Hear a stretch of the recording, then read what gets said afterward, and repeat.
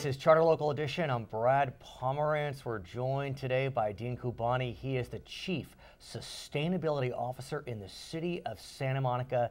Indeed, one of the greenest cities in our region. And I want to talk about some successes you've had recently. As we know, the state passed what's known as AB 32, and that required that California cut emission levels by 2020 to 1990 levels. Santa Monica did something different, even more ambitious. Right, well, we had a goal of cutting our emission levels 15% below 1990 by 2015. Okay. And so what we just reported to our city council is that we actually surpassed that goal. We got to 20% below by the end of last year. How? Lots of things. Your emissions come from energy use in buildings, from vehicle transportation fuels, from solid waste that goes to landfills and gives off methane. Okay. So we've cut the amount of waste going to landfills significantly. How? Major recycling programs, composting programs, green waste collection. We're collecting food waste from restaurants. We're doing everything that we can to make it easy for people to keep waste out of landfills. We don't make people separate their recyclables. They put it all in one can. So we've got our diversion rate up over 75% now. Okay, what else? You said the emission from vehicles. Right, the biggest piece of our emissions pie, about 65%, is from transportation fuels. One of the big things that we did was our Big Blue bus we converted from natural gas, which is a lower emitting fuel than gasoline or diesel. We converted to renewable natural gas. So we're not getting it from the ground, we're getting it from landfills. I have no doubt that helped. But I think about Santa Monica, and so many folks are commuting into Santa Monica for work. Right. So I'm just wondering, Big Blue bus, ubiquitous. Right. But still, you have so many people coming in, and those numbers are only increasing. So how are you able to do this? Well, you know, it's probably the toughest nut to crack in Santa Monica, and I'm not gonna say it isn't. But for years, Santa Monica has also had these requirements on businesses for ride sharing. We make them. If they're operating in Santa Monica, they've got to have ride sharing programs. They provide incentives for parking cash out. So if you don't use your parking space, you get bus tokens, or you get extra salary, things like that. So the businesses are all helping to promote ride sharing, get their employees biking, walking, riding. Expo line now that we have. Which, by the way, is transformative. I live outside of Santa Monica, near Century City, near the West Side Pavilion. That Expo line has changed our lives. It's and fantastic. We're in Santa Monica much more than we were before because it is so darn easy to access.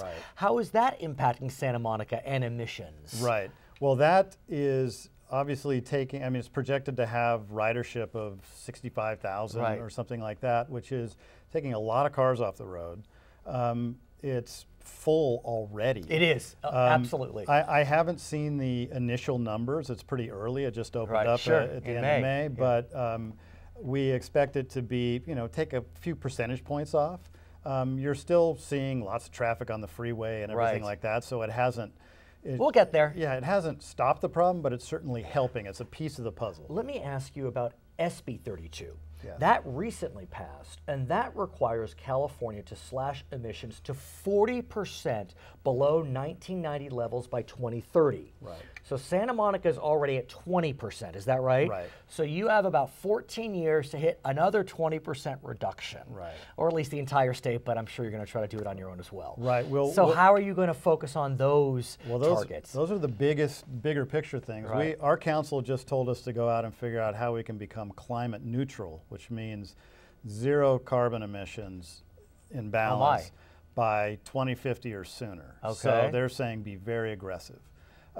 We're looking at a lot of things. One of them is green power production. Right now, everybody in Santa Monica buys their power from Southern California Edison, and about, I don't know, somewhere around 30% of that is renewable power. The rest comes from other sources that generate greenhouse gases. We're talking to a lot of other cities in LA County about setting up a community choice energy program where we would become the energy purchaser, and that would allow us to buy lots more renewable energy at a higher rate than what Edison provides. Let's talk about one of the proposals that you have put forward, and boy, is it aggressive.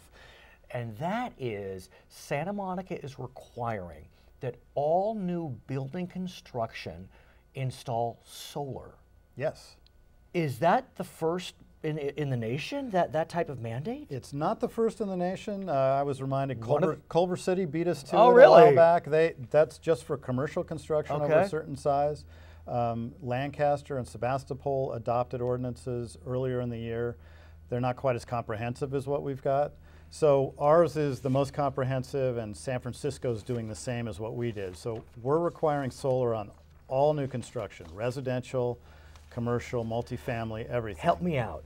I still have this vision, and I'm probably wrong, that solar's expensive to install, it will take decades to amortize. I presume I'm wrong. Right, it is. It's a lot cheaper than it used to be. Solar costs have been cut in half over the last decade. We estimated probably the additional cost to a single family home is just a couple of % above what it would cost now. The energy savings on that home are 65%. So it's going to pay back relatively quickly. The payback's going to be even faster on commercial buildings. So we're requiring all single family homes to install 1.5 watt per square foot. So you have a 1,000 square foot home, it's 1.5 kilowatts. And then for a multifamily building or a commercial building that's a multi-story, it's the footprint of the building times 2 watts. So if you have a 10,000 square foot building, it's 20 kilowatts. I want to talk about water, if we may. As you know, last year Governor Brown required that we, as people, decrease our water use, and certain cities and entities were given targets, anywhere from 4% to 36% reduction based on 2013 levels. Where was Santa Monica? We were at 20%. So a good middle amount, but that's still a decent number. Now, recently the governor has pulled back on those mandates, and the mandates, essentially they're voluntary now. Right. What's the approach that Santa Monica is taking, though? Santa Monica is, we've kept our local mandates in place, so we're requiring a 20% reduction. We basically put all water accounts on a water budget that basically makes you use 20% less, or you can potentially pay a penalty. And we're right at about 20% reduction from 2013 levels, and we're hanging tough with that because regardless of what the state says or thinks, we're seeing that this is going to be a long-term situation. This isn't going away. Southern California is just going to have more and longer drought. And as I understand, talking about, I guess, new homes, new construction, Santa Monica will no longer allow sprinklers. Right. We now must have drip irrigation. Correct.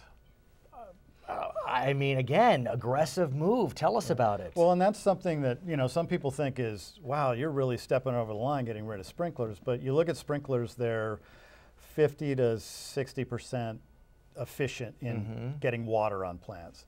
Drip irrigation's about 90+% efficient. It's undeniable. It just makes way more sense to have drip irrigation. It doesn't cost any more. It's not a super high-tech thing. It's simple and more effective. And in our final moments, composting toilets? We're looking at that for a new building, a new addition to our city hall. We're trying to make that Living Building Challenge certified, which means zero net water use, zero net energy use, and a lot of other stuff. To get there, composting toilets, they use about a tablespoon of water. They use this foaming agent for flushing. They're very clean, they're very modern. And the odor? No odor at all. We'll talk more about that another time. We've actually visited other buildings. Oh my, he is Dean Kubani of Santa Monica. I'm Brad Pomerance, his Charter Local Edition. All right. Great job. Thank you. Thank you.